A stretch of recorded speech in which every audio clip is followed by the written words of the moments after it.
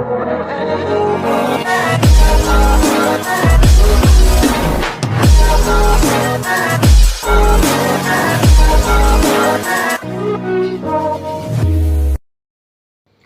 दोस्तों, तो इस वीडियो में मैं आपके साथ शेयर करने वाला हूं अपनी सर्टिफाइड कॉपीज। अभी दिसंबर 21 के अंदर जो मैंने सीए फाइनल का पेपर दिया था उसमें मेरा सीए क्वालिफाई हो गया है और मैंने सर्टिफाइड कॉपीज के लिए उसी टाइम पे अप्लाई कर दिया था रिजल्ट आने के बाद ही, और मेरी सर्टिफाइड कॉपीज आ चुकी है। तो ये मैं अपनी कॉपीज आप लोगों के साथ शेयर कर रहा हूँ क्योंकि इस बार मैंने जब सीए फाइनल के पेपर दिए, इसमें जो रिजल्ट आया मेरा, उसके अंदर काफी सारे पेपर्स के अंदर मुझे ग्रेस मार्किंग मिली है। किसी में 3 नंबर ज्यादा मिले, किसी में 2 ज्यादा नंबर मिले हैं और किसी में 4 भी मुझे मिले हैं। तो इसीलिए मैं अपनी सर्टिफाइड कॉपीज आप लोगों के साथ शेयर करने वाला हूं। तो मेक श्योर ये वीडियो आपको शुरू से लेकर लास्ट तक देखनी है, स्किप नहीं करनी है, क्योंकि अगर आपने जरा सी भी स्किप कर दोगे तो आपको पता चल पाएगा कि आपको आंसर्स किस तरीके से प्रेजेंट करने हैं। ठीक है, तो चलो शुरू करते हैं। कहता हूँ, देखो मुझे इसके अंदर कितने मार्क्स मिले हैं, 55। 100 में से मुझे ये, सबसे पहले मैं आप लोगों को अपना एफआर का पेपर दिखा रहा हूँ। इसके अंदर मुझे कितने मार्क्स मिले हैं, 55 मार्क्स मिले हैं। अब चलो अब आगे देखते हैं। मैंने पहला क्वेश्चन कौन सा किया था, पहला क्वेश्चन मैंने किया था थर्ड का ए पार्ट। इसमें मुझे कितने मार्क्स मिले हैं, 4। और पूरे थर्ड के अंदर मुझे 15 मार्क्स मिले हैं। एक बार देखते हैं कि थर्ड कितने मार्क्स का था। थर्ड का ए पार्ट था 5 मार्क्स का, और ये क्वेश्चन कौन सा था, ये था इंडेक्स 21 का। तो इसमें मुझे कितने मार्क्स मिले हैं, 4। मतलब 5 में से मुझे 4 मार्क्स मिले हैं।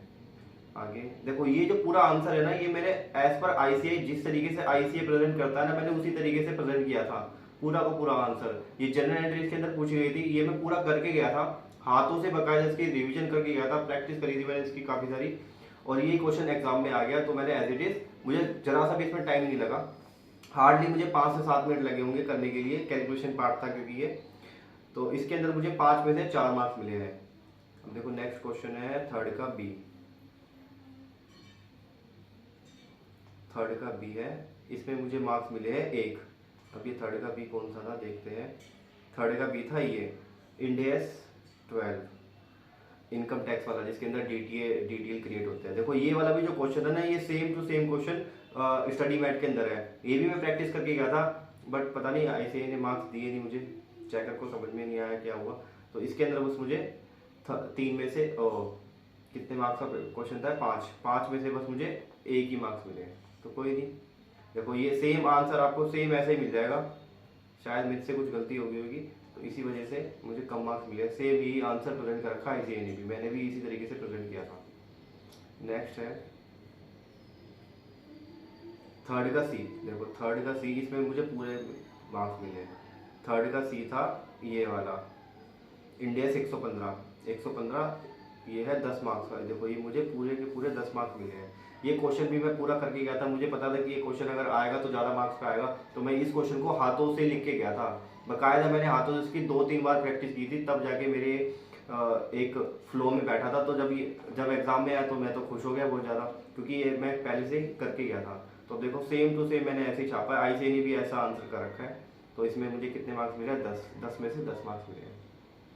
तो मेक श्योर आपको जो भी क्वेश्चन कर रहे हो, जैसे फाइनेंशियल इंस्ट्रूमेंट हो गया, बिजनेस कम्युनिकेशन हो गया, इंडेक्स 115 हो गया, इनके जो आपको लगता है कि मेन जो क्वेश्चन है वो आपको हाथों से प्रैक्टिस करनी है, क्योंकि एग्जाम में आपको हाथों से ही लिखने पड़ेंगे। उसमें स्पीड ही देखी जाती है, 3 घंटे के अंदर आप कितने क्वेश्चन कर पाते हो, वो चीज़ मैटर करती है। तो इसलिए आपको हाथों से प्रैक्टिस करनी है। आगे बढ़ते हैं। देखो फिर मैंने इसमें वर्किंग नोट्स भी बनाए थे।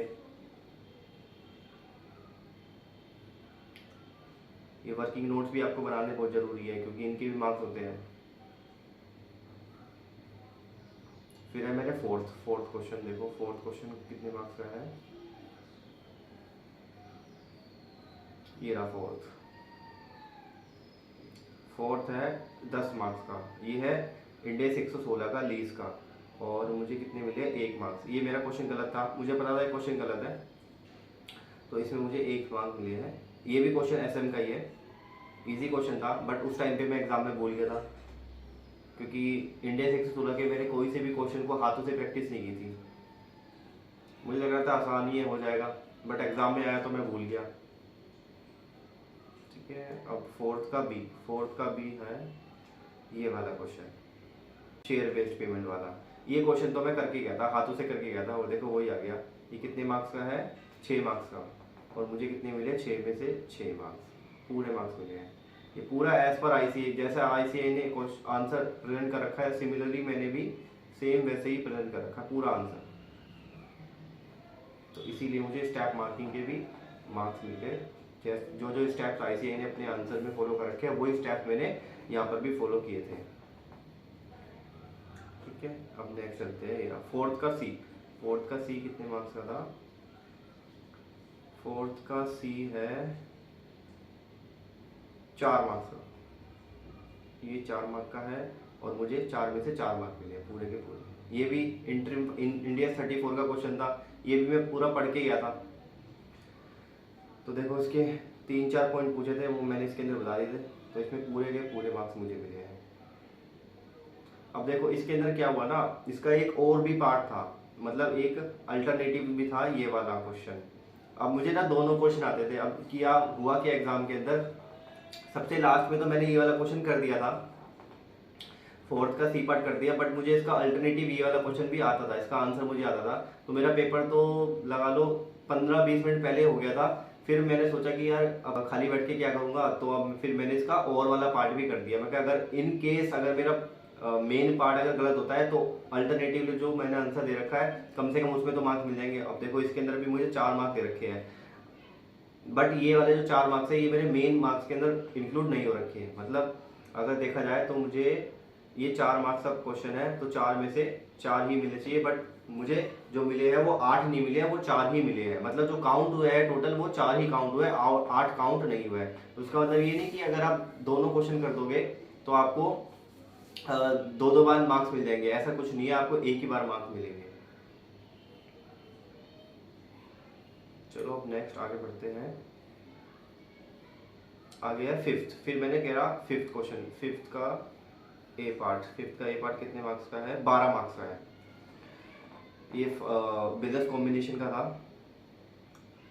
फिफ्थ का ए पार्ट 12, मुझे कितने मिले हैं? 4.5। ये भी क्वेश्चन पूरा का पूरा स्टडी मैट के अंदर है, ये भी मैं लिख के करके गया था, बट इसमें कम मार्क्स मुझे मिले हैं, पता नहीं क्यों। ठीक है, ये हो गया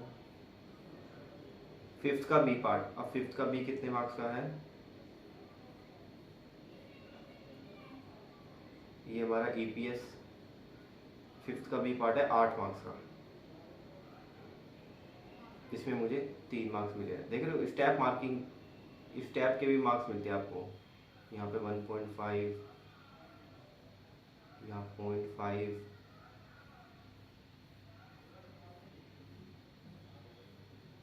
ये 1। और नेक्स्ट है सिक्स्थ का ए है 5 मार्क्स का। तो 6 के ए में मुझे कितने मार्क्स मिले हैं? 2 मार्क्स मिले हैं। ये थोड़ा थियोरेटिकल क्वेश्चन था, तो इसलिए इंडिया 8 का क्वेश्चन था, तो इसलिए मुझे थोड़े कम मार्क्स मिले हैं। 6 का ए हो गया। देखो मैंने हर क्वेश्चन में, मैं अगर थियोरेटिकल क्वेश्चन होता तो मैं कंक्लूजन भी लिखता था, तो मेरा ये कंक्लूजन गलत था वैसे तो, बट फिर भी मैंने लिख दिया था। 6 का ए और 6 का बी पार्ट है फाइनेंशियल इंस्ट्रूमेंट का, 5 मार्क्स का। 6 का बी, इसके अंदर मुझे 3.5 मार्क्स मिले हैं।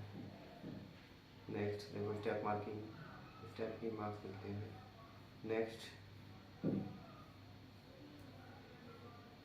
नेक्स्ट आ जाओ। और देखो मैंने यहाँ पे सारे वर्किंग नोट्स भी बनाए थे। वर्किंग नोट बहुत ज़रूरी है। अगर आपको लगता है कि किसी कैलकुलेशन का वर्किंग नोट बनाना चाहिए तो आप ज़रूर उसको बना के आओ। थोड़ा सा टाइम एक्स्ट्रा लग जाए, बट आपको बना के जरूर आना है। 6 का सी ये रहा, ये है 5 मार्क का, और मुझे कितने मिले? 5 में से 5 मार्क मिले हैं, क्योंकि ये वाला क्वेश्चन इंडिया 2 का है, इन्वेंट्री का है। ये मुझे अच्छे से याद है, इसको भी मैं लिख के गया था।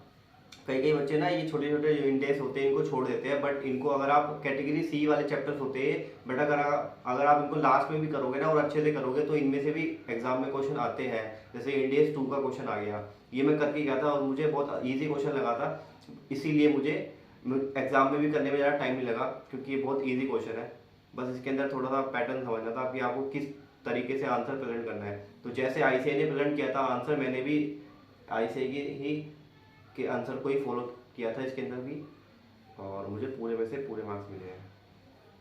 तो एक बात तो समझ में आ गई कि सर जिस तरीके से आईसीआई ने प्रेजेंट कर रखे आंसर, आपको भी उसी तरीके से आंसर को प्रेजेंट करना है, तभी जाके आपको एग्जाम में मार्क्स मिलेंगे। अदरवाइज कोई मार्क्स नहीं मिलेंगे, आपको 0 मिलेंगे या तो कम मार्क्स मिलेंगे।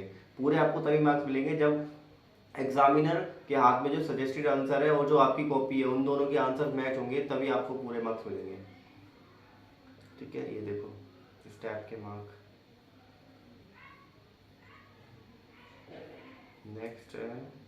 नेक्स्ट है सिक्स्थ का डी पार्ट। सिक्स्थ का डी कितने मार्क्स का था? सिक्स्थ का डी है 5 मार्क्स का। ये है हमारा बिजनेस कॉम्बिनेशन वाला पार्ट था। ये भी एसएम का क्वेश्चन है पूरा का पूरा, बट ये मैंने आईसीआई के अकॉर्डिंग नहीं किया था, बट फिर भी मेरे को इसके मार्क्स मिल गए क्योंकि मेरा आंसर ठीक था। सिक्स्थ का डी आईसीआई ने टैबुलर फॉर्म के अंदर आंसर प्रेजेंट कर रखा था, बट मैंने इसको स्टेटमेंट फॉर्म में प्रेजेंट किया आंसर, तो बट मुझे 5 में से 4.5 मिल गए। ये देखो केस 2, मैंने सारे केसेस अलग अलग दिखा रखे थे। ये केस 3। नेक्स्ट अब फिर मेरा फर्स्ट रह गया। देखो फर्स्ट का मुझे 20 में से 6.5 मार्क्स मिले हैं। फर्स्ट मुझे आता नहीं था अच्छे से, इसलिए मैंने इसको सबसे लास्ट में करा था। तो देखो फर्स्ट की अब देख लेते हैं फर्स्ट में क्या क्या है। फर्स्ट क्वेश्चन है हमारा ये रहा फर्स्ट के मार्क्स आता, बट मेरे पास मुझे कितने मार्क्स मिले हैं? 3.5। ये क्वेश्चन में मैं कॉन्फिडेंट नहीं था, तो इसीलिए मैंने इसको सबसे लास्ट में किया और उसमें मार्क्स भी मेरे बहुत कम आए। फर्स्ट का ए पार्ट, बट ये इजी क्वेश्चन था। स्टडी मैट के अंदर सेम क्वेश्चन ये है। फर्स्ट का बी पार्ट, ये रहा फर्स्ट का बी पार्ट कितने मार्क्स का था? फर्स्ट का बी पार्ट था 8 मार्क्स का। ये हमारा Indians 101 first time adoption of Indians, तो इसमें मेरे आए हैं 3 मार्क्स। कोई नहीं, इसके अंदर भी मैं कॉन्फिडेंट नहीं था। ये क्वेश्चन मैं पढ़ के गया था, पता नहीं ये शायद आरटीपी में होगा या फिर एमटीपी में था ये क्वेश्चन, मुझे अभी याद नहीं है, बट ये था कि ऐसा क्वेश्चन मैं पढ़ के गया था।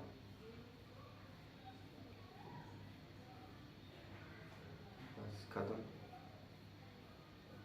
अब एक बार आपको लास्ट में दिखाया था, ये भी मैंने कौन कौन से फर्स्ट में 20 मार्क्स का था। 20 मार्क्स में मुझे 6.5 मार्क्स मिले हैं, और सेकंड क्वेश्चन मैंने अटैम्प्ट ही नहीं किया था। थर्ड का 20 में से मुझे 15 मार्क्स मिले हैं, और फोर्थ में 20 में से 11 मार्क्स मिले हैं, और पांचवा क्वेश्चन 20 में से 7.5 मार्क्स मिले हैं, और छठे के अंदर मुझे 20 में से 15 मार्क्स मिले हैं। तो इसका टोटल मेरा है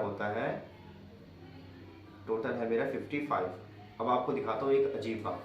अब यहाँ पर मुझे दिखा रहा है 55 मार्क्स, मेरे 55 मार्क्स आने चाहिए, तो मेरे मार्कशीट में भी 55 मार्क्स आने चाहिए, बट मेरी जो मार्कशीट बनी है जब मेरा रिजल्ट आया था, तो मुझे जो मार्क्स अलॉट हो रखे हैं वो रखे हैं 58, मतलब 3 मार्क्स की मुझे ग्रेस मिली है। अब दिखाता हूँ अपना रिजल्ट, मैं अपना रिजल्ट दिखाता हूँ, मैं देखो एफ आर के अंदर कितने मार्क्स थे मेरे? 58।